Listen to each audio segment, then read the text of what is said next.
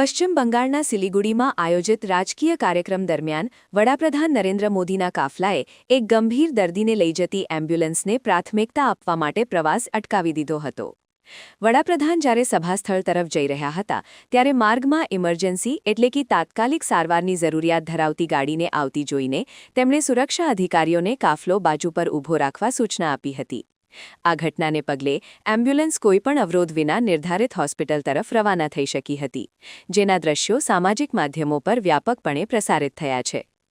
આ પ્રશંસનીય પગલાંનું વિશ્લેષણ કરતા જણાય છે કે વડાપ્રધાનના પદની ગરિમા અને અતિ મહત્વની વ્યક્તિની સુરક્ષા પ્રણાલી હોવા છતાં સામાન્ય નાગરિકના જીવનના મૂલ્યને સર્વોપરી ગણવામાં આવ્યું છે.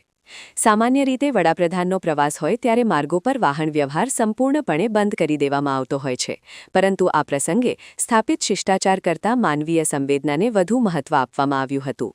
સુરક્ષા દળો અને સ્થાનિક વહીવટીતંત્રના સંકલન દ્વારા લેવામાં આવેલા આ તાત્કાલિક નિર્ણયની વિવિધ રાજકીય અને સામાજિક સંગઠનો દ્વારા પ્રશંસા કરવામાં આવી રહી છે.